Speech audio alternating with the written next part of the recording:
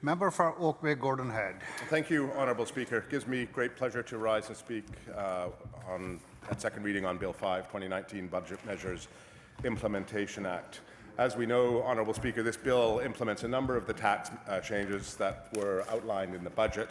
I won't go into rather gory detail into this, of course. I did speak quite a long time to the original budget, and we're seeing a few of the items there reflected in the Implementation Act here. There's obviously a number of initiatives, major new initiatives, like the new BC Child Opportunity Benefit, as well as things like expanding existing programs, like the Small Business Venture Capital Tax Credit, and I'll come to some others shortly. There's a number of other minor changes that we've been told clarify administrative aspects of existing taxes, and by and large, Honourable Speaker, I and my colleagues are supportive of the overall direction of this budget as we articulated in our budget speech. The first one I want to address, though, Honourable Speaker, is Section 1 of Bill 5, 2019, and this is proposed changes to the Carbon Tax Act. Now, we, Honourable Speaker, have been, it's been suggested to us that the legislative change here just clarifies that the existing penalty exists for selling natural gas without a certificate already, and the legislation wasn't clear enough previously. I must admit a flag was raised by this section, and I look forward to a briefing on this section in approximately 45 minutes to ask a few questions directly about what was intended here. Other sections in the bill are not particularly controversial from our perspective. I want to address the flow-through mining tax credit. This is a key piece of ongoing legislation, or now becoming permanent, that we've seen in Budget Implementation Act after Budget Implementation Act, at least every year since I've been here. It's either done for 1 year or a couple of years, sometimes 3 years. We know that certainty is critical for the industry, and one of the reasons why this is essentially being made permanent is to provide said certainty for the mining sector. So in that aspect, I'm very pleased to see this become a permanent feature of legislation, because we know, I mean, pun intended, mining literally is the bedrock industry of our economy. It's the foundation that much of what we have, that and forestry. We build the foundation with mining and the house with wood from our forestry sector. So it's critical that we continue to support these industries. And I recognize that the mining sector would have approached the government and suggested that this would be something that they'd like to see. And government's already announced this, Honourable Speaker. In January, they announced that they were going to be doing this, and that the tax credit would continue to flow directly from a company through to investors. Now, my one caveat on all of this, Honourable Speaker, is not that I'm opposed to the notion of flow-through tax credits in the mining sector. The problem I have, of course, with this is that we need to ensure that there's government oversight. The flow-through program is important in terms of attracting investment, particularly into venture capital, but without proper regulatory oversight, it can be exploited. It is very difficult for the average investor to get access to this flow-through tax credit. You have to be part of private placements. You have to, and sometimes, know the right person who's issuing it. So it's not really a tool that's open to the average retail investor, and that's one of the caveats and flags I have, because it allows so-called in-the-know investors or investment corporations to get the flow-through tax credits. And if there's no hold on them, and the holds vary, these can actually be dumped on the market as soon as they become tradable at a discount to the market. And in essence, it can be an unfair advantage that certain people in the know get when they have access to the flow-through. So the notion and concept, Honourable Speaker, very much support. I hope government ensures that there's regulatory oversight and that we ensure that, in fact, the average retail investor is not put at a disadvantage, as only a select few have access to these programs for private placements and so forth. The Child Opportunity Benefit, I would argue, is a flagship change in this government's budget. It's a flagship change that we're very pleased to support. And actually, what's fascinating about this is you can actually view this as an important transition credit as we start to worry more and more about gig economies, as we start to worry more and more about artificial intelligence replacing certain jobs in our society, this really is looking like a form of basic income, but it's really a form of basic income that applies to people with children. And I suspect both in the province of British Columbia and federally, we're going to see more and more of these kind of initiatives take place as the gig economy continues. You know, this change aligns very nicely with the fundamental core values of our party, which is the one of notion of intergenerational equity. This is a benefit that's being applied for people with children, so that who are struggling now with affordability issues, they're going to be given a little bit of a leg up. And that, Honourable Speaker, is something we're very proud to support. An initiative that we think is a very timely initiative that government's brought in. You know, child poverty in British Columbia, Honourable Speaker, it's stubbornly high. 1 in 5 children in BC have been growing up in poverty. And honestly, Honourable Speaker, when you think about it, this is not Zambia. This is not, you know, some Southeast Asian country that's struggling with a dictator. This is British Columbia. 20% of children living in poverty in British Columbia. This is unacceptable, Honourable Speaker, and I think most British Columbians would argue that this is an unacceptable situation. So particularly as our province is so wealthy and we have so many opportunities before us. You know, we believe that supporting children in their earliest years, whether it be through education, by ensuring that kids get the services they need when they need them in the school system, those critical developmental years, whether it be through support to ensure that parents struggling to make ends meet have access to early childhood education provisions and services, whether they have access to you know, child benefits. These are all critical for income security for struggling families in British Columbia. So good on government for doing this. And we understand that it can't go until 2020. I understand that it's the critic from the official opposition was troubled that it's going to take a year to get in, and government has argued that revenue agency needs this lead time. I'm not so sure, knowing the way governments work, that in fact it would be possible for the federal government to do the necessary changes in the time frame that the member opposite wants, in light of the fact that they can't even still get their payroll system done federally, and I don't know how many years they've been working on that. They can't even fix the T4 slips for their own employees who are filing tax returns this year. So with the greatest respect to the member opposite, I'm going to go.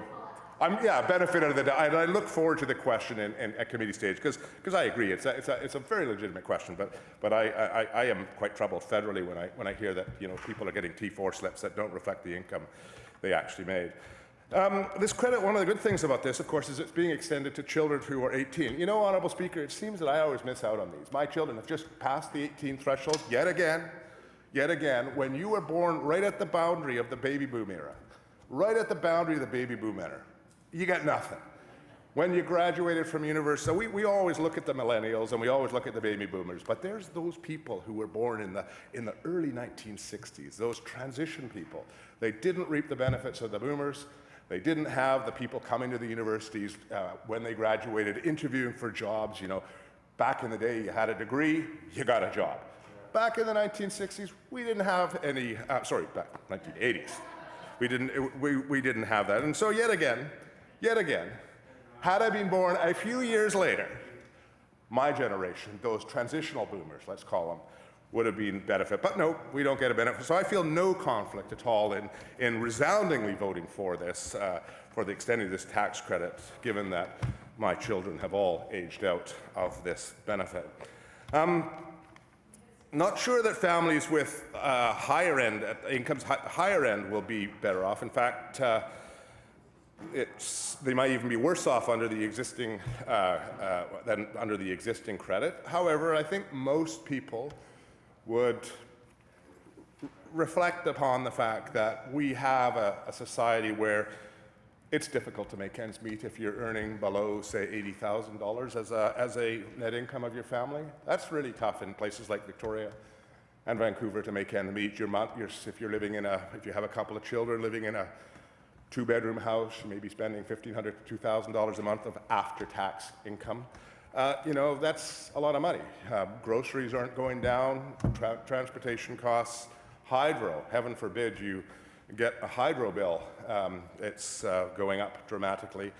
And so I think people understand that this is important to target those families that need it, particularly families that are on the lower income stage.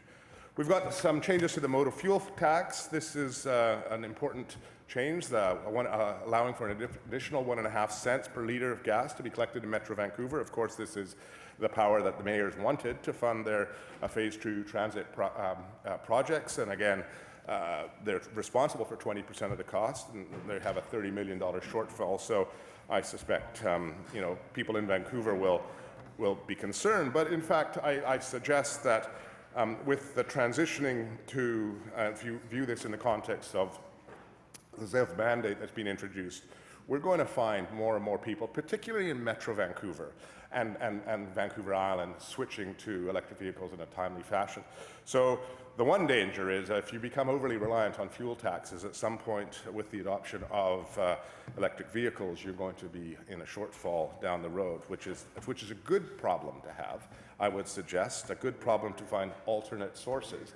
And so let's continue on moving with this, forward with this. TransLink estimate was that this small 1.5 cents is going to cost the average vehicle $24 a year. So I think most people in Metro Vancouver would be pretty okay with a much revamped and upgraded transit system. You know, one of the things I think we need to look at is getting transit out into the Fraser Valley in a very efficient manner. It troubles me that TransLink stops and BC Transit picks up, and you know, there's transitional issues that they have to deal with, and hopefully that will get dealt with in the time and months ahead. We've got the small business venture capital tax credit. Small change here, but an important change. Effective 2019, the annual tax credit limit that an individual can claim for an investment will increase from $60,000 to $120,000 a year. Again, small change, but very important change for the, particularly for the innovation community in British Columbia. So I take exception with the notion from members opposite that said there's nothing in here for business. Actually not true. This change, while small, is actually critical for the innovation industry, technology companies, startup companies, companies that are looking to make investments in themselves. So this is a very welcome change. It assists companies in scaling up from being stuck in their, you know, perpetually in the bottom echelons of corporate hierarchy, and with an ability through this tax credit to do some reinvesting in themselves, it allows for a more efficient scaling up of programs. So again, something that we're delighted to support. You know, government's expanding support at the commercialization stage to businesses outside of Vancouver and Victoria only. This is important. You know, it's a good place to start. But businesses in Victoria and Vancouver, I would suggest, also need to get some benefits as well. Speculation tax. We have a slight change in this bill too. There's another exemption to the speculation tax has been added for an owner of a residential property for a calendar year if a residence that is part of the residential property becomes uninhabitable fewer than 60 days before the end of the immediately preceding calendar year. You know, this, you can imagine a house burning down, for example. It would be pretty rough to be nailed with a speculation tax if your house is uninhabitable because it happened to be habitable. You had a house fire and it's no longer inhabitable. And so I'm obviously supportive of this approach to add this common sense exemption for people who are being burdened, and that would be another. There's other common sense exemptions that we might talk about at some point in the future, but now is not the day for that. And I'm sure in question period in the weeks ahead, I'll hear some other examples.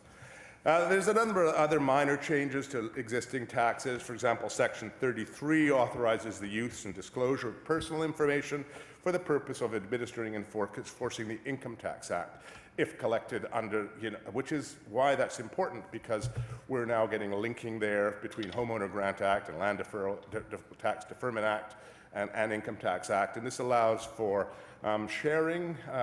Gone are the days that you can actually buy and sell properties and try to avoid through nefarious activity paying the taxes that you're supposed to pay. The bill also prevents local governments from averaging or phasing in the additional school tax that was announced.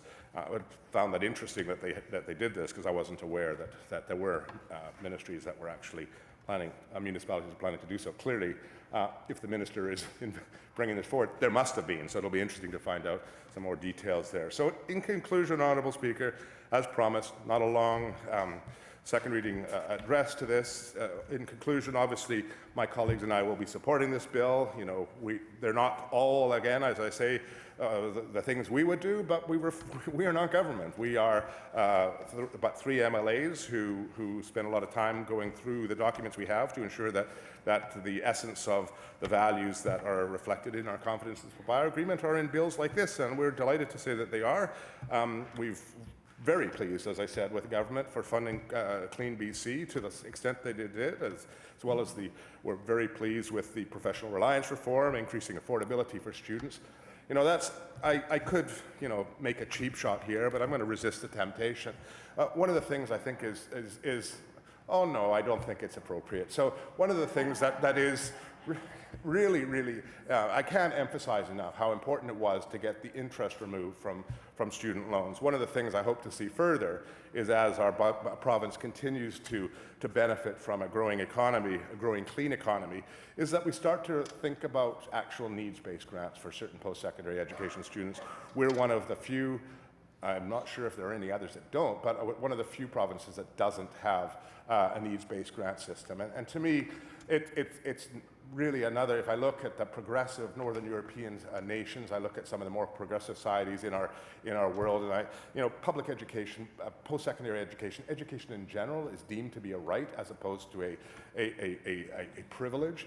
And I would suggest that no student in British Columbia should have availability of resources to be a barrier to them attending a post-secondary institution. As a society, it's critical that we nurture our next generation, and if they don't have the ability to actually go to post-secondary institutions, I think it's imperative that we actually create some resources to allow them to do so in a manner that doesn't burden them for the rest of their life. If you're a student who would perhaps come from a poorer family, you don't have the financial wherewithal to pay for your post-secondary education, you may be working part-time as you do it. It's tough working part-time, Honourable Speaker. You may be working in a restaurant. You may be being paid $13 an hour. It's tough you may be getting even $15, even $20 an hour, even with tips. It's tough to make ends meet while paying tuition fees and living full-time in a province. So I think a needs-based grant system is the direction that our society here in British Columbia needs to go. It's something we're committed to continue to working towards advocating for, because it is ultimately one of our most important jobs, is to preserve our education system for future generations and to not make it one that only the elite can actually attend. So I will have note across that I did not take that opportunity to make any cheap shots about any comments that anyone made about the importance of the grant system there. As I said, we would have made different choices. We are very grateful to the minister and her staff for the process that was put in place here. We do commend the minister for actually listening to the Finance Committee. There was, when I saw some of the Foundry inclusions of support for the Foundry services across BC, we know, I was on Finance Committee last year, the cases being made by Foundry have been so compelling and their success is so great that I was very pleased to see that the minister listened to the report from the Finance Committee both 2 years ago, and I suspect I didn't read the full thing this year, but I know 2 years ago we were all in on the Foundry and their presentations. And so it's good to see that process led to it. Also, we provided a submission like others, and we were pleased that Clean BC was funded. Obviously, one of the things that we would have liked to see more of, more investment in terms of, say, riparian habitat preservation, more investment in terms of protecting species at risk. We recognize the problems with federal and provincial jurisdiction, and we would have liked to have seen perhaps more investment in terms of forestry, but again, I recognize governments starting the process to build and take a look at the forest system. But some of the low-hanging fruit that we can actually deal with that don't cost that much money are regulatory. You know, I'm quite excited to take a look at this government, despite what question period said, taking a look at our tenure lot licensing system here in BC. Because I can tell you, these are crown trees on crown land, and when we give crown trees on crown land to multinationals that don't actually report to the people of British Columbia, but actually have a fiduciary responsibility to their shareholders to maximize profits, those said crown trees on crown land are shipped south of the border as raw logs because you can A, avoid softwood lumber tariffs, and B, why have a mill in Burns Lake if you can have one south of the border and mill it up there? So we really need to take a look at this. I'm not advocating for reintroducing the appurtenancy requirement, but we've got to do better than this tenure lot licensing system. We could also stop spraying glyphosate on our forests. Why on earth do we think it's okay? Well, it's the reason why we do it, Honourable Speaker, is not because the forest companies actually want to go into our pine forests and spray glyphosate, because it costs them money. They have a requirement to allow the stands to come back, and this is part of what they believe is they need to do in order to meet requirements. However, we would suggest that, in fact, if you eliminated that use of glyphosate, you actually get a double benefit. Number one, you get the broad undergrowth, the broadleaf undergrowth, the aspens, for example, and other broadleaf undergrowth that actually are critical food sources for ungulates, which are depleting in our province, partly because of predator management, but also for inappropriate forest management practices, which have led to predators, for example, having more take-in on our ungulates, and food sources going away. You co-benefit right there. Secondly, if you allow the aspens of the birches to start to grow up, you provide a natural fire retardancy. So we're spending money after the fact in terms of fighting fires. We're spending money rebuilding devastated areas. We're spending money going into forests and trying to deal with things after the fact.